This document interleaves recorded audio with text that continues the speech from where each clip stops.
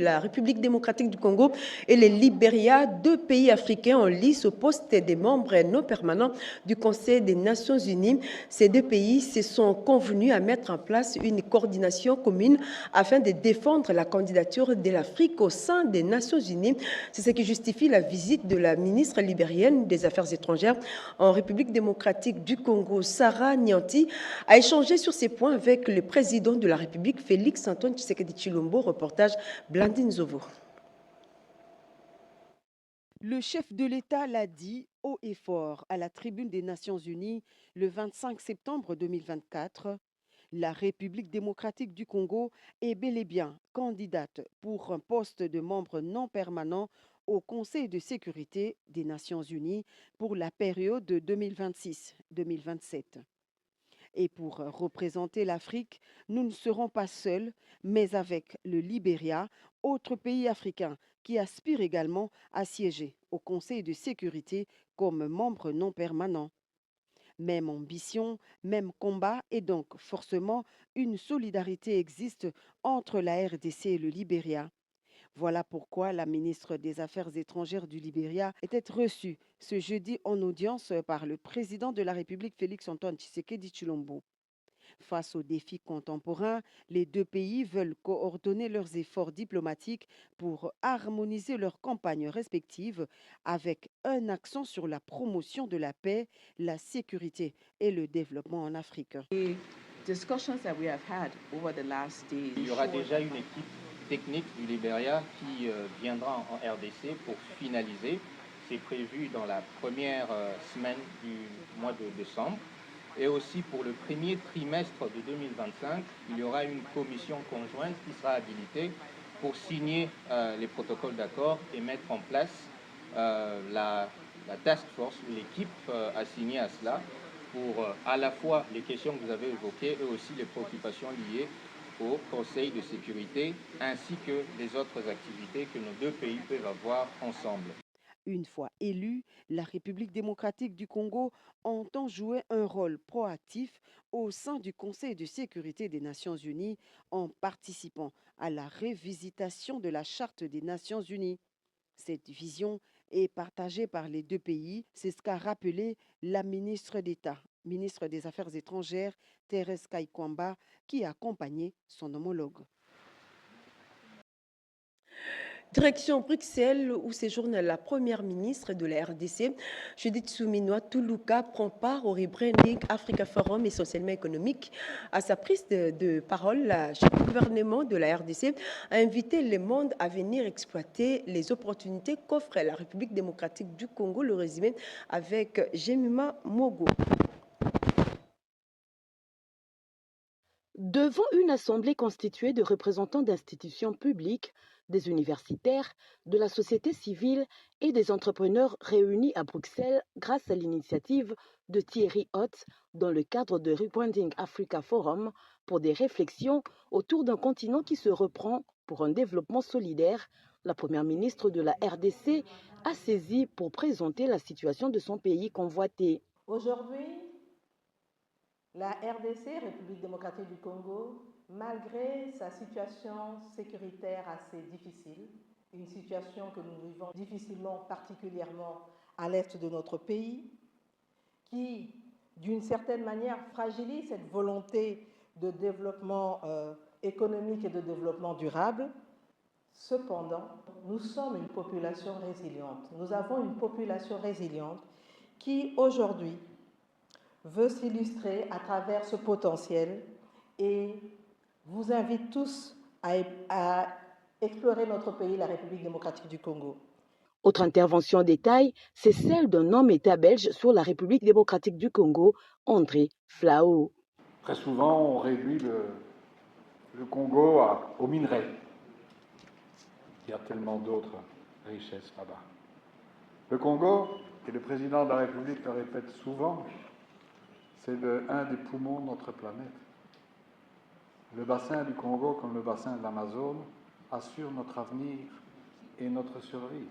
Le forum a vu la participation de nombreuses personnalités influentes, dont Dr Diène Keïta, sous-secrétaire général des Nations Unies pour la population, et Daniel Evina Ebe, ambassadeur du Cameroun et doyen du corps diplomatique africain.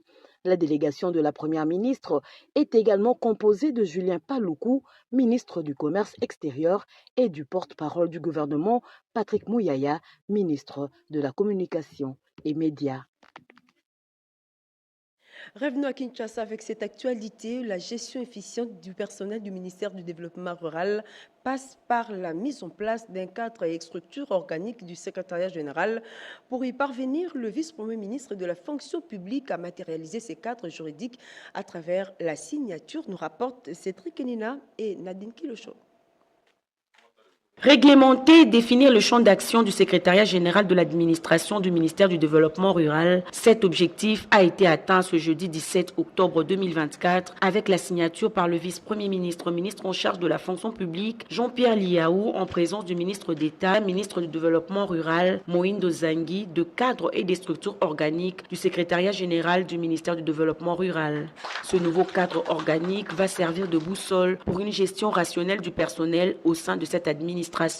Il est temps que nous puissions nous occuper des conditions de vie dans nos milieux ruraux et périurbains. Il est temps de rapprocher l'action publique jusqu'au dernier kilomètre du territoire national. Pour prendre en charge cette importante question, l'État doit disposer d'une administration bien structurée, bien organisée et capable de remplir fidèlement, correctement ses missions et capable d'être au rendez-vous du rendement. Pour le ministre du tutelle, Moïndo Zangui, la signature de cadres et des structures organiques va contribuer à l'accomplissement des projets de développement à la base en vue de matérialiser la vision du chef de l'État, Félix-Antoine Tshisekedi Tshilombo. L'acte qui a été fait aujourd'hui nous permet de pouvoir harmoniser tout ce que nous avons comme action au niveau de l'administration.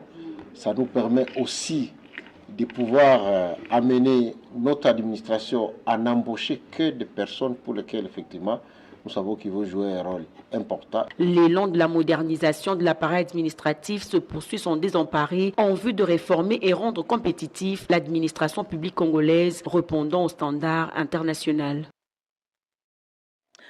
La rareté du produit pétrolier et la baisse du prix à la pompe, on en parle dans ce journal. Le vice-premier ministre de l'économie a pris les taureaux par les cornes. Daniel Mukoko Samba tient à maintenir un dialogue permanent avec les pétroliers pour désamorcer la situation liée à la rareté du carburant observée dans toutes les stations. Le professeur Daniel Mukoko Samba a annoncé aux pétroliers l'enveloppe du gouvernement pour combler le manque à gagner observé, occasionné plutôt. Pari gagné pour le chef de l'État Félix-Antoine Tshisekedi qui tient à la baisse des prix sur les marchés congolais. Plus question de pénurie, pas d'obstacle dans la chaîne de distribution de pétrole tel qu'observé ces derniers temps à la pompe. Le gouvernement de la République, sur instruction du président de la République, vient d'accorder les manques à gagner réclamés par les pétroliers dont l'exécution interviendra à la fin de la semaine.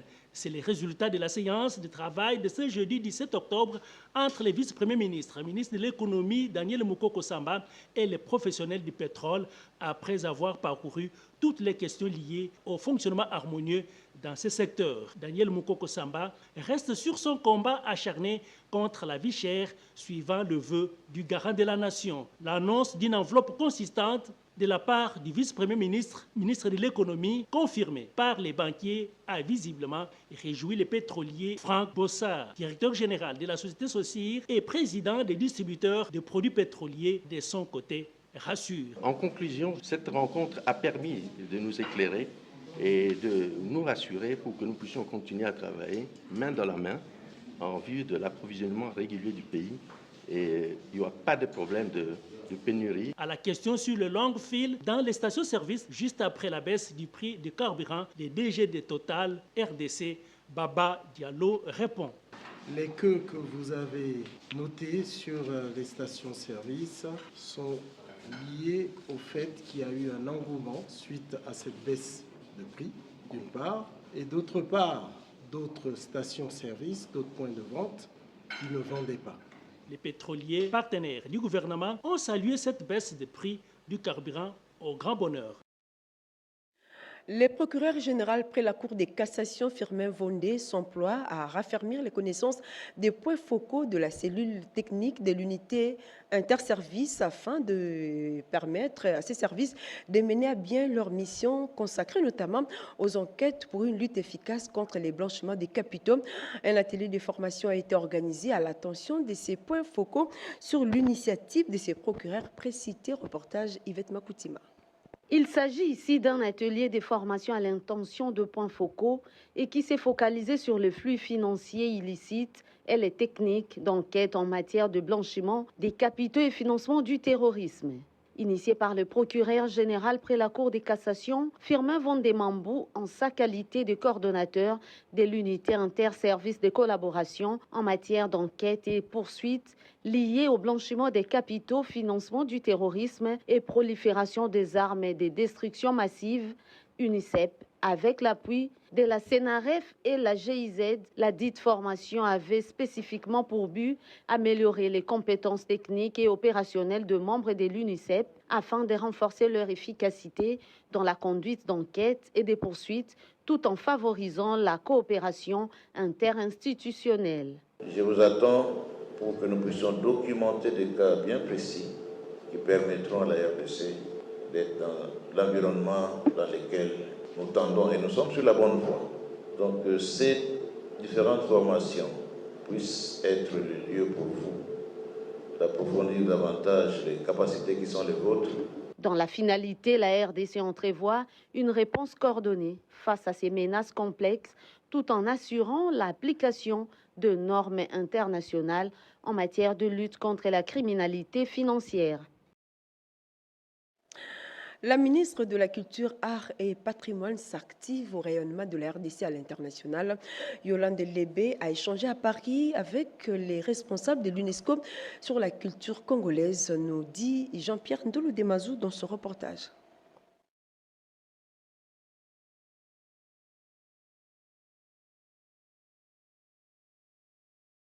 Chaque jour, Kinshasa produit environ 10 000 tonnes de déchets dont une grande partie n'est pas correctement collectée ni traitée, entraînant ainsi des conséquences sanitaires et environnementales graves.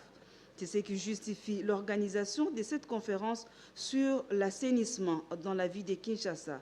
Conférence qui a réuni des experts, des responsables municipaux, des entreprises, des ONG et des partenaires extérieurs au développement. Par son comité professionnel assainissement et recyclage, la FEC a voulu sensibiliser ses partenaires sur l'importance de l'assainissement et mettre en place des stratégies pour faire de Kinshasa une ville propre, saine et vivable. La FEC travaille sur une possibilité d'apporter des alternatives à la gestion actuelle des déchets, qui est la mise en décharge. Les déchets, on peut en faire autre chose qu'aller le mettre en décharge, surtout quand il n'y a pas une autre solution après qu'ils soient mis en décharge. Dans les différents panels, il y avait plusieurs approches qui ont été proposées.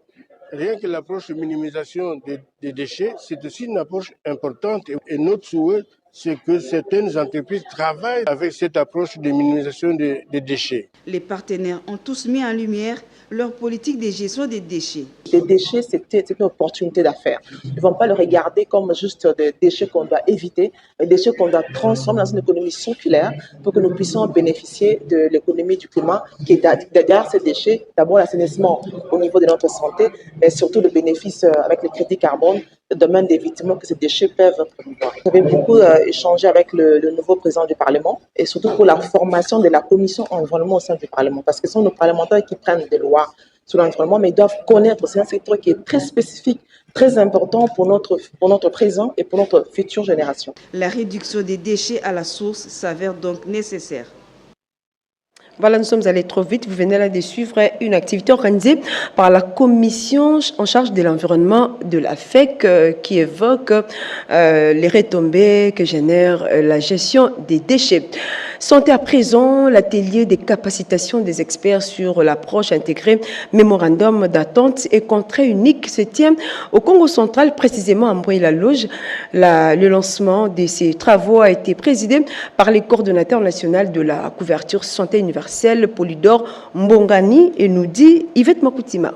À Kisantu, dans la province du Congo central, précisément Mboye-la-Loge, le coordonnateur national de la couverture santé universelle, le docteur Polydor Mbongani Kabila, a donné le go aux travaux des capacitations des experts sur l'approche intégrée, mémorandum d'entente et contrat unique. Cet atelier de 3 jours réunit les professionnels de la santé, partenaires techniques et financiers de la RDC, ainsi que les représentants des établissements de facilitation de la couverture santé universelle et du ministère de la Santé. Le numéro 1 du Conseil national de la couverture santé universelle a signifié dans son mot d'ouverture l'importance de ces assises qui s'inscrivent dans le cadre de l'agenda de Lusaka. Le docteur Polydor Mbongani Kabila a évoqué les attentes sur ces assises tout en spécifiant les avantages de la dite approche dans la promotion de la couverture santé universelle. Nous sommes venus ici pour travailler sur 2 outils qui sont le contrat unique et le mémorandum d'entente ou MOU. Ces outils vont nous permettre de voir comment nous alignons tous les partenaires techniques et financiers, tout d'abord au plan du pays, et aussi nous nous mettons ensemble pour avoir un budget commun, un seul mécanisme de suivi et d'évaluation de toutes nos interventions, particulièrement dans les provinces. S'agissant des avantages de cette nouvelle approche contrat unique, Dr Polydor Mbongani Kabila a estimé que les contrats uniques visent à mettre toutes les parties prenantes d'accord sur un seul modèle d'intervention en termes de programmation des activités. Les participants à cette session sont appelés à contribuer à l'amélioration des solutions concrètes et adaptées pour les succès de la couverture santé universelle en République démocratique du Congo. Justice à présent au Kassai-Oriental, les magistrats ont suivi une formation autour de l'éthique et la déontologie des magistrats, la procédure disciplinaire et la lutte contre les violences sexuelles. Formation organisée par le Conseil supérieur de la magistrature. Reportage Léon Omodo et Jeff Tchosa.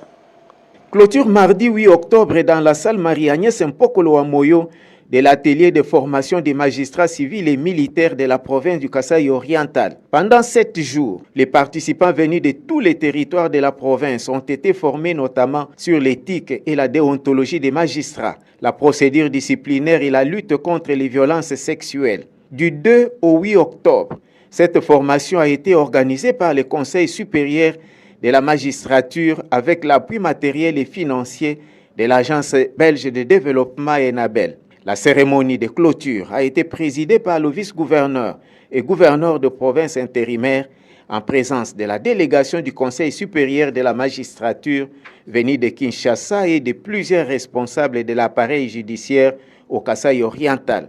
Dans son mot de clôture, l'un des délégués du Conseil supérieur de la magistrature s'est dit satisfait des résultats obtenus à l'issue de cet atelier de formation. C'est un sentiment de grande satisfaction qui nous anime en ce moment, ayant fait le constat d'une participation active des magistrats sélectionnés pour cet atelier. Tout ce qui nous a été rappelé ici contribuera à l'amélioration de notre rendement professionnel au bénéfice de toute la population de la province du Kasaï-Oriental. Interrogé, le procureur général Maurice Kamala Mamana a apprécié la tenue de cette formation. Appui avec l'ENABEL, nous avons appris beaucoup de choses. Je crois que vous allez constater par le temps qui viendra qu'il y aura une amélioration considérable dans le traitement des dossiers de violences sexuelles. La Foire internationale des femmes entrepreneurs a ouvert ses portes dans la capitale du Cobalt depuis le mercredi dernier. Cette foire réunit les participants venus de toutes les provinces et des pays de l'Ouest, dont le Mali, le Sénégal et le Niger. La gouverneure de province, Fifi Masuka, qui a présidé la cérémonie d'ouverture, a remercié les organisateurs de porter leur choix sur la ville de Kolwezi pour abriter ces grands marchés publics. Suivez. Le chapiteau de l'hôtel Harmonie de la banlieue de Kolwezi abrite la 3e édition de la foire internationale des femmes et des jeunes entrepreneurs francophones. Plusieurs personnalités ont répondu à ce rendez-vous d'échange culturel des pays francophones d'Afrique. Lydia Kapapa, ministre provinciale de l'économie, d'autres membres du gouvernement provincial, les représentants de la FEC ont pris part à l'activité. La cérémonie d'ouverture a été pilotée par la gouverneure du Lualaba. Renaud Stéphie Mopane, président du comité organisateur, s'est dit encouragé par la présence de la chef de l'exécutif provincial. La déléguée de la FEC Lualaba a salué l'esprit d'entrepreneuriat de la gouverneure Fifi Masuka Saini, dont la participation constitue une énergie de plus pour booster les femmes entrepreneurs venus de différents coins du pays et du continent noir. La gouverneure Masuka Saini a rendu hommage au président de la République, Tshisekedi Tshilombo, initiateur de la masculinité positive et qui ne cesse d'encourager les femmes à créer les entreprises afin de participer au développement de la RDC. L'entrepreneuriat de femmes et de jeunes est un moteur approprié pour la constitution du tissu économique. C'est pourquoi, en tant que représentante du pouvoir public, j'y suis totalement impliquée jusqu'à ce qu'un environnement favorable soit mis sur pied et qui sera caractérisé par l'instauration d'un écosystème de l'entrepreneuriat qui garantit la survie et la croissance des PME. J'apporte ma bénédiction et je déclare lancée la 3e édition de la Foire internationale de femmes et de jeunes entrepreneurs francophones au Lualaba. Avant de quitter le lieu, l'unique gouverneur femme de la RDC et tous les officiels se sont donnés à cœur joie à la visite de différents stands. Toujours dans cette province, mais cette fois-ci dans le secteur de la santé, le secteur de Lwilu, dans les territoires des Muchacha, province du Lualaba, vient de doter les hôpitaux généraux de référence de cette entité des frigos mortuaires. D'autres détails dans ce reportage. Les hôpitaux généraux de référence des Kanzenzé et des Mupanza dans le secteur de Lwilu, territoire des Muchacha, province du Lualaba, sont confrontés aux difficultés liées à la conservation des cadavres. Pour résoudre ces problèmes qui se posent avec acuité, Betty Kiando Katoke, chef des secteurs Lwilu, a remis d'abord à l'hôpital général des Kanzenzé 3 frigos mortuaires de 6 places chacun et des panneaux solaires pour leur alimentation, car la cité des Kanzenzé est dans les noirs depuis des décennies. Ainsi, les calvaires des habitants qui étaient obligés de parcourir des kilomètres pour la conservation des corps de leurs êtres chers est résolu grâce à Betty Kiando Katoke. L'hôpital général de référence de Mupanza a lui aussi bénéficié d'un frigo mortuaire de 6 places pour répondre au déficit en conservation des corps dont connaissait cette structure sanitaire. Emmanuel Dimbou salue ces gestes de grand cœur posés par Betty Kiando Katoke qui matérialise la vision du chef de l'État, Félix-Antoine Tshisekedi Tshilombo, en suivant la ligne directrice tracée par l'exécutif provincial du Lualaba, Marie-Thérèse Fifi Masuka Saini. Nous disons d'abord premièrement merci au chef secteur Lwilu parce qu'il vient de nous doter un frigo mortier. Ces frigos mortiers viennent d'augmenter la capacité d'accueil au niveau de la morgue. C'est un geste vraiment louable.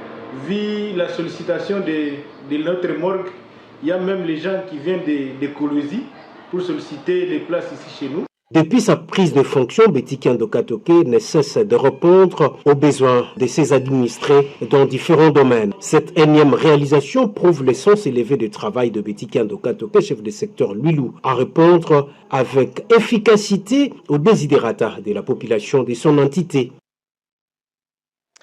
Les sportifs de la province du Kasaï Chikapa, regroupés au sein de l'association Bakolomba, se félicitent de l'appui de l'ancien ministre provincial des Sports. À son arrivée à Chikapa, des joueurs de football se sont rendus à l'aéroport pour lui exprimer leur reconnaissance. Nous vous proposons cet accueil.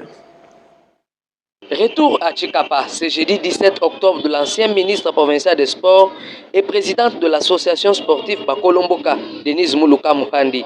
Elle a été accueillie à l'aéroport national de Chikapa par des joueurs, supporters et cadres du parti politique BEPEC, dont elle est présidente fédérale dans la province du Kasaï. À sa descente de l'avion ensemble avec le gouverneur de province, Maître Crispin Mukendi, Denise Muluka a présenté à l'autorité provinciale le membre et joueur de son équipe peu avant de se rendre à sa résidence où elle s'est adressée à l'assistance venue pour l'écouter. Certes, Bakolomboka, que je représente valablement en tant que présidente de ces structures, a eu quelques difficultés suite aux engagements que nous avons eus dans la province. Nous n'avons pas vraiment eu le temps. Ce n'est pas un métier facile. Il faut être là, il faut surveiller, il faut contrôler, et ainsi de suite. L'ex-ministre provincial en charge des sports, Denise Moulouka, rassure avoir échangé avec les gouverneurs de province sur le dossier de la construction du stade Omnisport à Kélé, dont les travaux vont démarrer bientôt. Elle dit soutenir les actions du gouvernement provincial pour le développement du Kasaï. Et notre rencontre était très riche parce que, à mon temps, certes ministre des Sports, des fois la population ne savait pas le combat que nous avons mené ici. Et on ne peut pas tout mettre sous la table.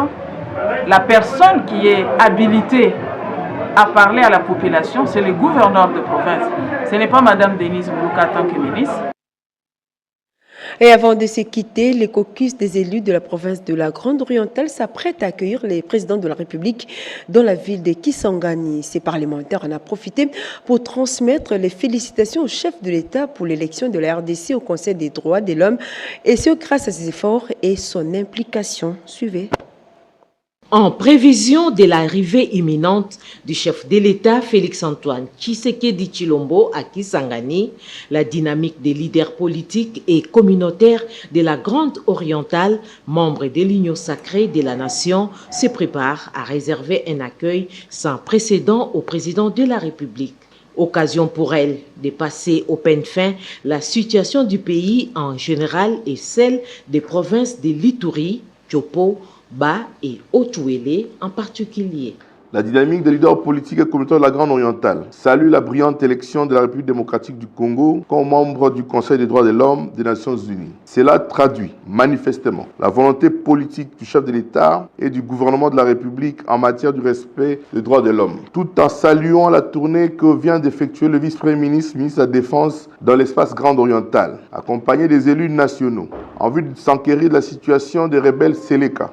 La NAFSA, des ADEF ainsi que des éleveurs Mororo, la dynamique des leaders politiques et communautaires de la Grande Orientale a appris avec grande joie l'arrivée imminente de son Excellence Monsieur le Président de la République, chef de l'État, dans notre espace. Et ce, conformément à sa promesse faite au mois de mai dernier lors de sa visite à Paris. Ce pourquoi la dynamique demande à nos populations de lui réserver un accueil chaleureux lors de sa visite.